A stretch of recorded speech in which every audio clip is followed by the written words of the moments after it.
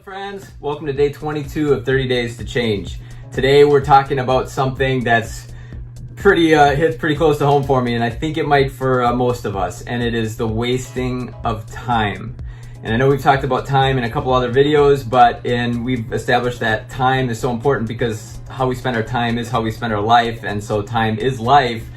I had to drill this down again, because if we can do all these other things and all these other videos, but if we're still wasting time, that's all that potential, all that opportunity, all that growth is just gone. It's just, up in smoke. So we don't want to do this. We want to really drill down and focus on wasting time.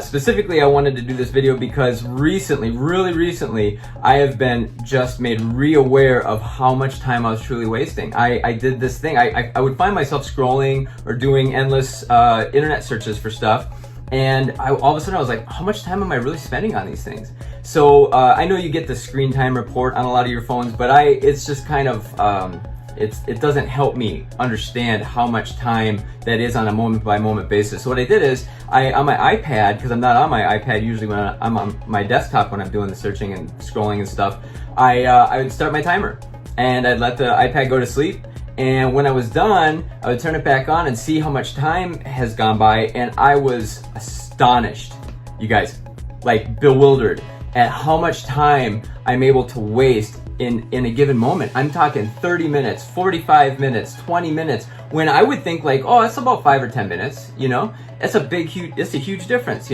So today I want to give you some tips that have helped me a lot in focusing and on eliminating the waste of time, and I hope they're beneficial for you. And at the end, I'd love to hear, if you have something that I didn't share that you have found that's effective, I'd love to hear it. So for me, the first and foremost thing was to stop multitasking. I forever prided myself on multitasking and thought I was great at it, but the science just doesn't back it up. If you look at the brain under MRI imaging, you will see when you switch tasks, different parts of the brain will light up, right? And that in and of itself isn't a problem, but the energy that it takes to shift from one part to the next, to the next, to the next, that's where you're wasting energy.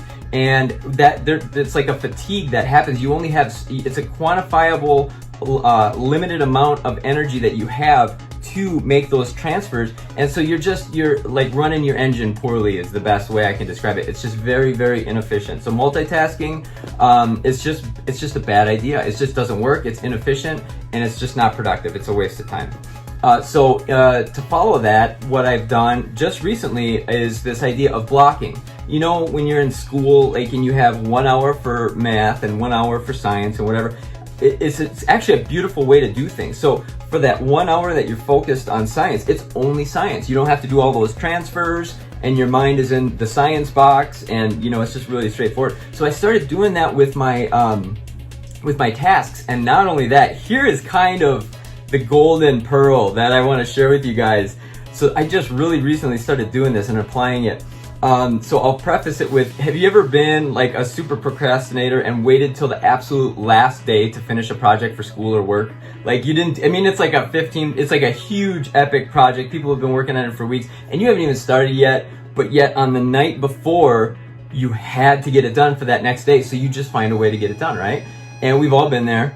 And so what I started doing is applying that same principle, because when you have to get something done and you have a clear deadline, your brain and you will find a way to make it work. So this is really cool, you guys, and I'm so happy to be able to share this with you. So what I've started to do is, so before I start a task, whatever that task is, I will look at it and I'll give myself a time, and I'll undercut the time. So for example, making like this slideshow on Keynote for this little talk, normally it should take me like 20-30 minutes or whatever. I'll give myself 10 minutes, and I'll start my timer on my iPad that has a very distinct sound that it makes when it's done.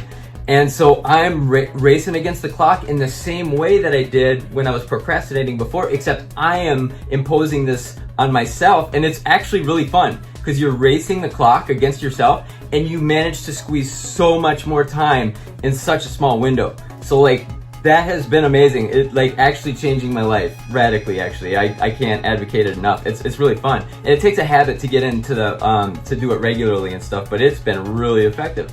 Last but not least, something I mentioned before is just to have a running list of tasks to do. That is written down, of course, because I'm a big advocate of that. Just because you don't ever want to spend time asking yourself, I wonder what I should do.